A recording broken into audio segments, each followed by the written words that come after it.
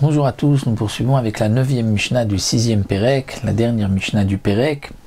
Et là nous allons terminer la Suga de ce Haris que nous avons déjà vu plusieurs fois donc dans les dernières Mishnayot. Donc nous allons rappeler rapidement le din du Haris. Donc lorsque nous avons un pied de vigne, on doit s'éloigner 6 tfachim pour pouvoir semer de la récolte ou planter des légumes. Sinon, c'est une interdiction de kilae akerem. Lorsque nous avons 5 pieds de vigne plantés en 2 rangées, 2 face 2, et un 5e pied de vigne qui sort aligné aux 2 premiers, dans ce cas-là, nous avons vu qu'on doit s'éloigner, c'est un kerem, on doit s'éloigner de 4 amot. Et ensuite, on pourra semer. Nous avons vu aussi que si les 5 pieds de vigne sont alignés face à une barrière qu'on a mis devant pour que la vigne puisse grimper par-dessus, alors les 5 pieds de vigne, même alignés en une seule rangée, vont avoir le statut d'un kérem pour Beth Hillel et on doit s'éloigner de 4 amot. Et nous avons vu que si il y a même un seul pied de vigne qui est à côté d'une roseau, de petite construction pour que la vigne puisse grimper par-dessus, ce qu'on a appelé apifiarot, eh bien en dessous, toute cette construction on ne pourra pas semer, même si on s'éloignait des 6 tfachim. De la même manière qu'on ne peut pas semer sous une branche de vigne, même si on est loin du pied de la vigne, on ne pourra pas non plus à côté, puisque toute la construction est réservée pour que la vigne puisse grimper. La Mishnah ici continue avec un dernier din, à Perach ayotse mineharis. C'est-à-dire, s'il y a Perach, une nouvelle branche, Perach qui a poussé, qui a grandi de la vigne et qui sort en dehors de ce haris, de cette construction. Qu'est-ce que cela veut dire? Perach, le Barthénora nous dit du Lachon Afara Geffen, c'est-à-dire ceux qui poussent de la vigne. Donc on avait au départ une petite construction qu'on a appelée Apifiarot et donc des roseaux tressés, comme nous l'avons vu, la vigne qui monte par-dessus. Donc en dessous de toute cette construction, on ne pourra rien semer. Et maintenant, nous avons une branche de vigne qui continue de pousser et qui sort de ce haris. Alors dans ce cas-là, il est évident qu'on ne pourra pas semer en dessous des légumes ou de la récolte. Comment va-t-on faire pour délimiter? Roimoto keilu metutelet luyabo.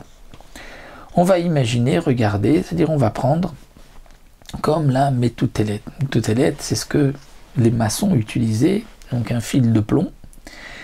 Et juste par rapport à cette branche-là, on va mettre le fil de plomb à côté, kenegdo assour. Juste en dessous de cette branche, ce sera interdit, mais sur les côtés, ce sera permis.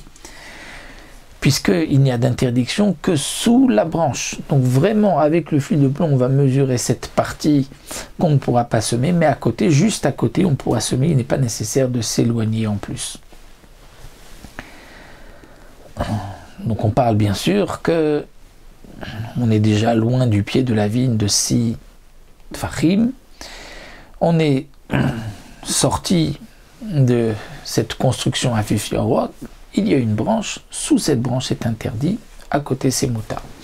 Avec un fil de plomb, un fil avec un plomb attaché, un koba ou un morceau de fer qui va nous donner juste en dessous de la branche là où c'est interdit. Vechen bedalit.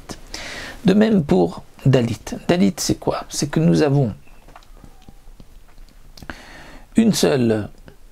un seul pied de vigne, donc jusque là c'était un haris.